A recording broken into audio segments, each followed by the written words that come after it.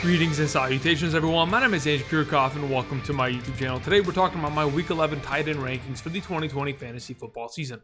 On today's episode, of course, we're talking about all things related to the tight end position. As we begin by talking about tight end matchups, we'll talk about which defenses are giving up the most points to opposing tight ends thus far this season on average in a half PPR scoring format. Then after that, we'll talk about my top 16 tight end rankings of the week. As you guys know, rankings are subject to change, but if you're trying to stay up to date on my latest rankings, you can go over to my Patreon. The link is down in the description. While you're down there in the description, you can also find timestamps if you're looking to hear a specific section on a player, or if you haven't yet already, subscribe to the channel. We're making content for the entirety of the 2020 season. So again, if you're trying to stay up to date, click the subscribe button, join the community. Again, another way to join our community and get extra content is via the Discord server. That is in the first line of the description. Click on the link and join our Discord server. We're talking all things fantasy football there.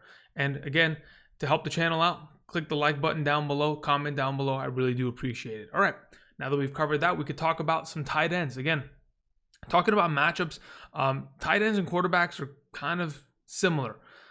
We've beginning to see a trend at this point where at least the same teams are giving up a lot of points to opposing tight ends. There isn't a team that on a consistent every single weekly basis is getting torched like last year's Arizona Cardinals, but at least the Atlanta Falcons, Cincinnati Bengals, and Buffalo Bills have shown signs of at least giving us more advantageous positions and giving us a little bit more confidence in those specific starts. So specifically the Atlanta Falcons, that definitely helps Jared Cook's stock this week. Of course, there are a lot of tight ends on that team with a new starting quarterback this upcoming week. It's going to be a little bit of a transition, but of course, Jared Cook has played well against the Atlanta Falcons in his past history, especially last season. We'll talk about that in an extended profile in a little bit, but that's certainly a great matchup. And the fact that they're nearly giving one touchdown per game up to opposing tight ends is something that we got to keep our eye on, of course. Now, of course, the Cincinnati Bengals, they give up a fair share of points, and that's great for Logan Thomas. He's been one of the better tight ends as of the past month this season. And in my opinion, with Kyle Allen and Alex Smith, he's definitely benefited in terms of targets and overall opportunity in the red zone in comparison to earlier in the season, which, yes, he was getting targets, but the quality of targets were not up to the standard. So thank goodness Logan Thomas, another tight end that has come out of the woodwork and found relevance in fantasy in order to give us another option, because again, players like potentially Jordan Reed or Ross Dwelley could have been started this week. They're on bye week along with an Evan Ingram. Those are guys that typically are starters in, a 12-man league. Unfortunately, won't be able to be utilized this week. The Buffalo Bills are on a bye week. We won't be able to take care of that advantage. But the Los Angeles Chargers, I don't really think that there is a tight end on the New York Jets. Adam Gase really hasn't reestablished Chris Herndon in comparison to what he was in 2018, unfortunately. So the Jacksonville Jaguars, they themselves will take on Eric Ebron, who's been playing well as of late, has scored 2 touchdowns in the last 3 weeks. So that's a great sign for him. And that offense, the Philadelphia Eagles take on Cleveland. That's great for Austin Hooper, of course. But that weather conditions in Cleveland are definitely something that I want to keep my eye on, and maybe retroactively kind of move away potentially from Austin Hooper this week based on that specific fact. Again, Austin Hooper didn't play well last week, mainly because of the weather, and it was a running game, so that could happen once again this week. Then we have the Saints, the Washington football team, Chicago Bears, and the New York Jets. These are some really good matchups, and I honestly, looking at the top 16 matchups this week in terms of teams giving up a lot of points to opposing tight ends, the players' names that we're going to mention today are going to benefit from these matchups. Now, I know in the past we've seen guys like Mark Andrews beat matchups that they're not supposed to, but then again, it's just a matter of trying to get any advantage we can, and that's why we show you guys this and give you guys a little bit of extra perspective. In terms of the tougher matchups, of course, we've talked about this. Indianapolis, Pittsburgh, Packers, Patriots, 49ers. These are teams that really like to shut down opposing tight ends, and they've done so on a consistent basis. Indianapolis had themselves get Jonnu Smith a rushing touchdown. Obviously, they locked them down in the passing game. So the Packers tight ends this upcoming week, whether it's Mercedes Lewis, Jay Sternberger, or of course Robert Tonyan, those are going to be difficult games for them, especially considering the linebackers of Indianapolis playing as well as they have, and of course their safeties coming down in coverage. The Pittsburgh Steelers, they've definitely been tough, but there isn't somebody on the Jacksonville team that I'm looking for. And same thing with the Indianapolis Colts playing against the Packers. Even the Colts have a slew of tight ends that they like to use, whether it's Mo Alley Cox, Jack Doyle hopefully coming back from concussion, and Trey Burton. It is going to be tough for them to score on the opposing defense of the Green Bay Packers. But giving you some perspective as to some of the tougher matchups going into this upcoming week. Now that we've covered that, we can go ahead and finish by start talking about my top 16 tight end rankings on the week. Starting off with my number one, my goodness, did we miss Travis Kelce last week? For those of you who are a Travis Kelce owner, I mean, prior to his bye week in week 10, the guy was going off of back-to-back 20.9 fantasy point weeks in which he was dominating defenses, getting himself upwards of 10 targets, sometimes 10 receptions, finding himself in the end zone, large target counts, leading to huge yards. I mean, you can't ask for anything more from Travis Kelce. He's the number one overall tight end right now by 48.3 fantasy points.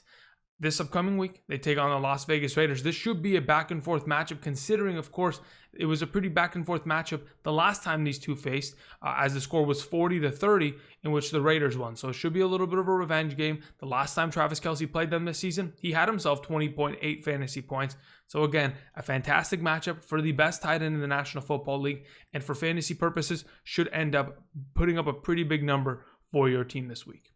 We have Darren Waller as our number two on the other side of this matchup. The Las Vegas Raiders, of course, have found some success against the Kansas City Chiefs as of late. To be honest, teams within that division really know each other very well, and they match up pretty well. So, of course, this should be a back-and-forth matchup. The last time we saw Darren Waller take on the Kansas City Chiefs, 5 catches, 48 yards, and a touchdown, had himself a pretty relevant week. Now, the question is, what kind of Darren Waller are we going to see? We've seen Darren Waller in which he catches upwards of 7-8 passes, gets himself double-digit targets. Unfortunately, this past week against Denver, he was kind of rotated out as an option in terms of the offense. They were up early. They ran the ball for the majority of the second half, and that's what led to Darren Waller only getting 5 targets, 3 receptions for 37 total yards. I think this upcoming week, he'll definitely have to be utilized more. When I looked at the target shares of positions per team, as of right now, no other team targets the tight end position more than the Las Vegas Raiders, targeting them 33.95% of the time. That's number one in the National Football League. And of course, Darren Waller, who is a benefactor of that, should get nearly 140 targets this year, which is some wide receiver one kind of opportunity, which is absolutely unbelievable. Hopefully, he'll continue to act upon it. He's my number two. Number three is Mark Andrews. Welcome to the top three again. Glad to see you here. Had himself a very good week against Bill Belichick's defense. Of course, the weather game was a big factor in the fact that Lamar Jackson had to pass from a majority of the second half. But let's not forget Nick Boyle, one of the better blocking tight ends in the National Football League, and a guy who has stolen touchdowns from Mark Andrews earlier this season. He was the number 3 tight end last season for this offense and the number 2 tight end this year for the Baltimore Ravens with Hayden Hurst leaving. He is out for the season. That obviously is going to give Mark Andrews more opportunities to be on the field and get more chances at catching the ball. Last week, getting 9 targets, 7 receptions for 61 yards is a very good sign. They take on the Tennessee Titans, who are only giving up the 14th most points to opposing tight ends. Now, unfortunately for Mark Andrews, he hasn't really caught a touchdown since week 5 of the NFL season. That has been the biggest difference maker in terms of his overall productivity, and that's why he's fallen down our boards in terms of weekly rankings, because he hasn't been as viable of an option. But when I look at the Tennessee Titans defense, giving up the 14th most points to opposing tight ends this season, just looking at some of the performances that they've given up recently. Jimmy Graham, 6 catches, 55 yards and a touchdown. Eric Ebron, 6 catches for 50 yards. Darren Fells from the Houston Texans, 6 catches, 85 yards and a touchdown. Tyler Eifert, made a rare appearance earlier this season, 3 catches, 36 yards and a touchdown. And even Noah Fant earlier this season, 5 catches, 81 yards and a touchdown. They've given up their fair share of points to tight ends, and I think Mark Andrews is ready to get back on track this week, as he could potentially finish as a top 3 tight end this week. Moving on to our number 4, it is TJ Hockenson. I know TJ Hockenson had the worst week of his season this past week. Only 4 targets leading to 2 receptions and 13 yards. That is a bit of a dud performance to say the very least, but he takes on the Carolina Panthers defense. Just talking about what Carolina has given up and what Hockenson has produced this season on average, it just seems like he's another guy that we have to rely upon. He's almost averaging 10 total fantasy points per week. He's getting himself a fair share of touchdowns in the red zone, and those target counts, they're beginning to rise, even though last week there was a bit of a fall against the Washington football team in a pretty decent matchup. But I'm not complaining about it. I know the tight end position is volatile, and the consistency that TJ Hawkinson's already had this year is beyond what we anticipated. So when you take on the Carolina Panthers this week, who gave up a touchdown to both Cameron Brate and Gronkowski last week, they both totaled for 5 catches, 83 yards, and 2 touchdowns. The week prior, Hayden Hurst, 5 catches, 54. Jared Cook had 3, 32, and 1 against them. Cole Kmet earlier this season, 2 catches, 20 yards, and a touchdown. Even Travis Kelce went for 10 catches, 159 on the Carolina defense just recently. So again, Carolina, they've got their hands full this week with TJ Hockenson, and hopefully he'll be able to produce and get back on track. I'm excited about his potential. We have Rob Gronkowski as our number 5. Like I mentioned a little bit earlier, him and Brate caught a touchdown last week, and the offense for the Tampa Bay Buccaneers definitely had a resurgence and a bit of a comeback in comparison to what they ended up producing and posting against the New Orleans Saints. So what can we potentially anticipate for Rob Gronkowski this week? Now, of course, he has scored a touchdown in 4 out of the last 5 weeks. That is extremely promising, but again, that also gives a little bit of volatility to the extent that perhaps if he doesn't score a touchdown, he ends up being a little bit of a lesser play. But when we talk about the tight end position, I'm willing to take that risk every single week with a player like Gronkowski, as he is on the field for majority of the time at the tight end position, and he's getting an ample amount of targets in my eyes. Again, last week's game was a blowout. If it's a more competitive game, then we maybe see Gronkowski catching more passes later in the game, getting more opportunity, and even scoring more fantasy points. He was the number 1 overall tight end last week, and as we continue, as long as he continues to score touchdowns, he is a fantastic tight end option in fantasy football, of course. Moving on to our number 6, we have ourselves the thumbnail, Hayden Hurst. Now, Hayden Hurst of the Atlanta Falcons, even though he had a little bit of inconsistency earlier this season with either saving his week with a touchdown or having terrible performances, as of late, he has been a little bit of a difference maker in terms of the tight end position. Since week 6 of the 2020 fantasy football season, in a half PPR scoring format, Hayden Hurst has been the number 6 overall tight end. A lot of people wouldn't really realize that, considering the fact that you always think Julio and Calvin Ridley are the guys dominating on that team, Gurley stealing all the touchdowns. But to be honest, Hayden Hurst has gotten an ample opportunity. In that time, 26 targets, leading to 22 receptions, a great catch rate, 241 total receiving yards, and 1 receiving touchdown. Even though the touchdown numbers could go up, in terms of receptions and yards in comparison to the rest of the field, he has honestly been a consistent play. He's coming off the bye week, playing against the New Orleans Saints. The New Orleans Saints giving up the 7th most points to opposing tight ends this season.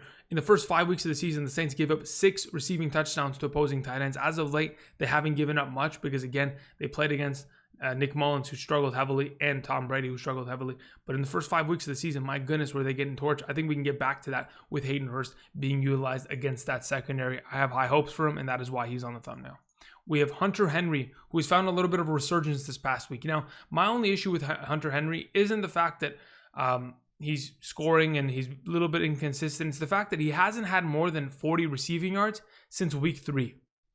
That in itself scares me. Sure, he's coming off of a game, 6 targets, 4 catches, 30 receiving yards, and a touchdown, and he's playing against the defense with the New York Jets that's given up the 10th most points to opposing tight ends. My only concern is, can he get the yard count up in order to kind of protect us from getting burnt by a week in which he doesn't score a touchdown? But in the last 3 weeks, giving you some perspective as what the Jets have given up to opposing tight ends, not counting the game against the New England Patriots, of course, because the Patriots did not pass to the tight end at all against the New York Jets because they don't use the tight end position. But in the 3 games prior to that, the New York Jets have given up at least 50 receiving yards to every single tight end that has started against them, and 3 receiving touchdowns in those 3 weeks. So again, it just seems to me that this is one of the better matchups. Hunter Henry can be relied upon this upcoming week, and if he is continuing with that streak of finding himself relevant in the end zone, we could see another fantastic fantasy performance from him this upcoming week.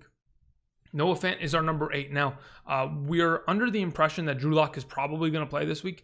I know he's probably going to play through the injury, and the question is, how much relevance are we going to find there? My only concern is, of course, if Noah Fant isn't getting enough work, if they're not targeting him enough. This past week, he had 7 targets, but only 3 catches for 18 yards. That is not enough for a tight end like Noah Fant with his talent and ability. Unfortunately, he takes down the Miami Dolphins. They have been one of the better teams in terms of stopping the tight end position, but as of the last 2 weeks, they've given up 3 receiving touchdowns to opposing tight ends. So if in fact we could find a little bit of relevance in which Drew Lock is rallying this team in the second half, putting up points on the board, getting more involvement out of Noah Fant, then once again we could see this tight end get back into this top 5 to 10 conversation on a weekly basis.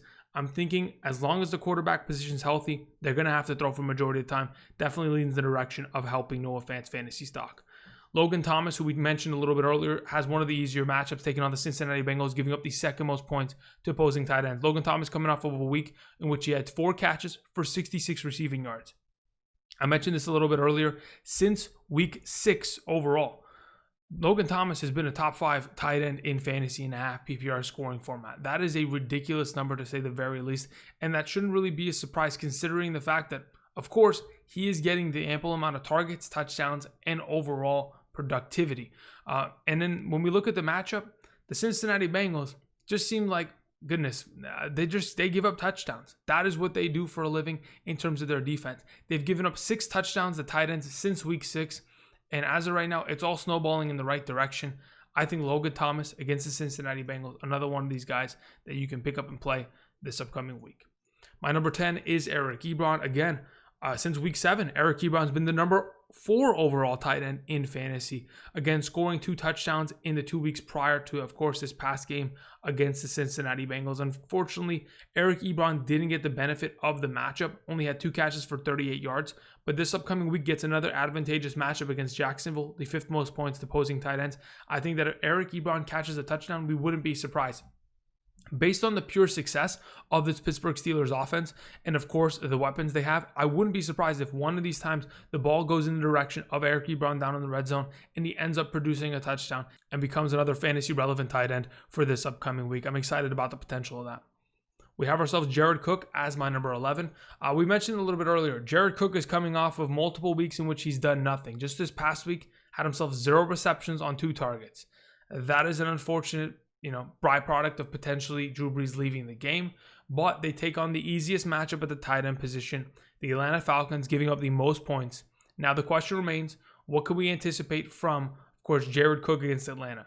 Last season against the Atlanta Falcons, as a team, they were decent against the tight end position, but Jared Cook was able to take advantage of them regardless. In 2019, Jared Cook had 16 total targets, leading to 9 receptions and 159 receiving yards against them in 2 different contests. So again, as a total, averaging nearly 80 receiving yards per game and 4.5 receptions per game against them. That is a great number. I think, of course, Jameis Winston is going to be looking for a wide variety of threats, as this offense has, of course, Michael Thomas, Alvin Kamara, Emmanuel Sanders, Taysom Hill as a Swiss Army knife. But Jared Cook as their starting tight end should be utilized, especially down in the red zone. I anticipate him getting some work this week and finding himself back on the right side of the tight end graph. We have ourselves Dalton Schultz as our number 12. Dalton Schultz has been getting more and more work as the weeks have progressed. Of course, Andy Dalton coming back is a great sign. That is a better quarterback sitting under center with far more experience. And that in itself, playing against Minnesota, is a very exciting feature. Now, in terms of the points Minnesota's given up, I know Jimmy Graham was a complete no-show, but I'm telling you guys, the Minnesota Vikings aren't great against the tight end position. They've given up 5 catches and 39 yards and 1 touchdown one week, 8 catches and 125 yards to the Packers, 4 catches, 57 yards and a touchdown in another week. And that's just the past 4 games. 3 of the games have been incredible totals for the tight end positions against them. And I think, of course, Dalton Schultz, who is becoming more and more of a threat in this offense, could definitely find some usage there in a matchup in which, of course, potentially the Dallas Cowboys are throwing the entire time. We have Dallas Goedert at number 13. It kind of is glaring to me that Dallas Goedert somehow hasn't produced incredible numbers. He has a pretty great matchup this upcoming week against Cleveland, giving up the 11th most points to tight ends. But it just seems like the number 2 tight end always seems to get the better targets and the better routes run, and routes that, to be honest, Carson Wentz kind of prefers. Richard Rodgers had himself just as much stats as Dallas Goedert this past week. Dallas Goedert, 6 targets, 4 receptions for 33 yards. If Richard Rodgers is getting just as many touches, I'm just hoping that Zach Ertz can come back, take over the mantle as the number 1 tight end, and move Dallas Goedert back as the number 2 and get back to him getting 9 or 8 targets per game like he did earlier this season. I think it's a tough matchup because of the weather, but considering the fact that, of course, the Philadelphia Eagles don't like to run the ball very much, even when they're averaging 5 yards per carry, there's a potential that, of course, they will throw the ball and maybe in the direction of Dallas Goedert. Jonnu Smith's my number 14. Again, besides the tough matchup against Baltimore, he's becoming touchdown dependent. If he doesn't score a touchdown, he is not a guy that is going to get himself upwards of 5 catches as of right now. Even though earlier this season he was getting about 7 targets per game, which was fantastic at the tight end position and was really one of the leaders in the pack and was the number 1 tight end for some time based on those receptions, on those targets and touchdowns. Unfortunately, it has kind of dwindled away with the resurgence of course, A.J. Brown and Corey Davis in this offense. I think right now, Jonnu Smith's always going to be a red zone threat, regardless of what defense he plays against, similar to last week in which he scored a rushing touchdown on a jet sweep. I still think that there's a potential here, and that's why I trust him. I'm just not as convinced as the starting him over the gang in front of him. We have Mike Gesicki as our number 15. Based on the fact that this team is feeding the ball to the tight end position and the fact that Mike Gesicki has had 40 receiving yards in each of the last 2 weeks, it seems to me that the ball's got to go in his direction eventually. They play against Denver, and in the last 2 weeks, the Miami Dolphins have at least completed one passing touchdown to a tight end in each of the last 2 weeks. So again, it just seems to me that maybe one of these times we'll get lucky. Mike Gesicki will fall into the end zone with a nice receiving touchdown. Hopefully Tua can get him more and more utilization as the weeks progress. But as of right now, I'm confident in him as my number 15 this upcoming week. The last tight end I wanted to mention is Austin Hooper, mainly because, again, Austin Hooper in this offense is a premier target. Based on the fact that Odell Beckham's going to be gone and Kareem Hunt's maybe getting like 4 targets per game, there is a lot of opportunity to pass the ball outside of just, giving it to your back or Jarvis Landry.